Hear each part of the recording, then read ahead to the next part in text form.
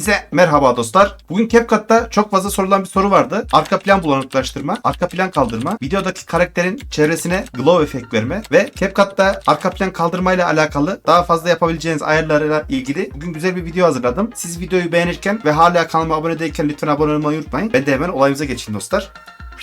CTRL C yaptık. CTRL V yap. Sonrasında üstteki videoya tıkladık. Yukarıdan arka planı kaldır kısmından otomatik arka planı kaldırı seçtik. Şurada işlemimiz uygulanmaya başladı. Videonun uzunluğuna ve bilgisayarınızın gücüne göre bu değişebilir. Yani cihazınızın gücüne göre. Aynı şeyleri mobilden de yapabilirsiniz bu arada. Tamam, arka planı kaldırdı. Şimdi alttakini seçtik. Efektler kısmına geldim. Arama kısmına blur yazdım. Sonrasında bunu tuttum. Alttakine at. Bu şekilde arka planı bulanıklaştırırken karakterimiz net bir şekilde gözüküyor. Farklı blur efekti özellikleri de var. Oradan seçip yine atabilirsiniz. Şu şekilde veya bu şekilde. Bundan mesela daha az bir şekilde ayarlayabilirsiniz şu şekilde. Şöyle ayarladım. Bu sahneler içinde blur artıp azalabilir. Hızını da buradan ayarlayabilirsiniz. Şöyle. Mesela bu efekt daha güzelmiş ayarlanabilir olduğu için.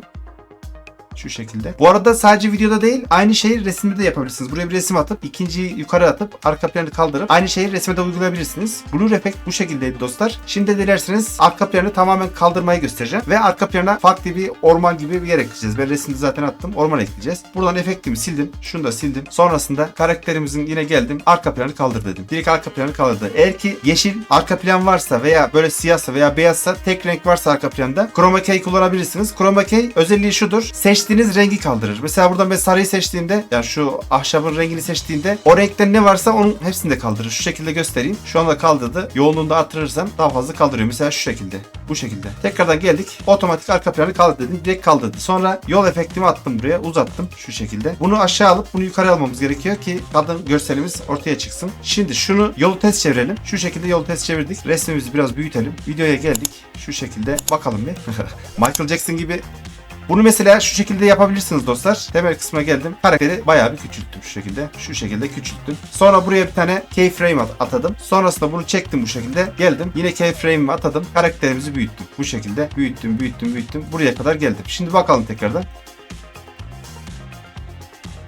Gördüğünüz gibi karakterimiz yürüyerek bizim tarafa doğru geldi. Arka plan değişmede, farklı bir arka plan eklemede bu şekildeydi. Şimdi de isterseniz karakterimizin çevresine glow efekt vermeyi göstereyim sizlere dostlar. Ben karakterimizi durdurdum. Arka plan kaldırma kısmına geldim. Kontür kısmına girdim. Bu Chroma Key'de olmuyor. Sadece arka planı otomatik kaldırırsanız orada oluyor. Chroma Key'e geldim. Direkt olarak tıkladım. Glow efekti oluşturdu. Bunu işte rengini seçebilirsiniz. Mesela şu şekilde turuncu, biraz daha yeşil isterseniz şu şekilde yeşil, mesela yeşili seçelim. Karakterimizin etrafına böyle yeşil bir glow efekt verdi.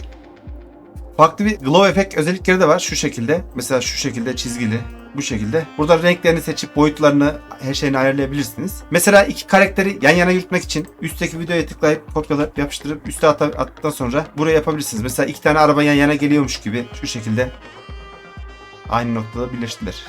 Dostlar, arka plan kaldırma, video arka planını bulanıklaştırma ve karakter çevresine glow efekt verme bu şekildeydi. Siz de deneyerek farklı arka planlar kaldırabilirsiniz. Otomatik arka plan kaldırmada ön plandaki kişi kimse onu kaldırır. Şurada özel kaldırma var. Şu. Onda işte videodaki herhangi noktaları bırakıp başka yerleri kaldırabilirsiniz. Burada mesela karakterimiz durduğu için üzeri seçili. Buradan sil dediğimizde bu şekilde siler karakteri. Yani karakteri de kaldırmadan dahil etti şu anda. Umarım beğenmişsinizdir. Beğendiyseniz takdir beğenmeyi, lütfen kanalıma abone olmayı ihmal etmeyin. İzleyenlerin %70'i falan hala abone olmadan izliyor. Emeğimizin karşılığını verin dostlar. CapCut'la alakalı bilmek istediğiniz veya öğrenmek istediğiniz sorular varsa yorumlar kısmında belirtin. Onlarla ilgili de video çekerim. Bir sonraki bölümde görüşmek üzere. Hoşçakalın.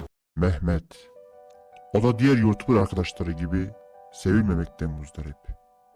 Kanalındaki tüm videoları izleyenlerin %80'i abone olmadan izliyor. Mehmet üzgün.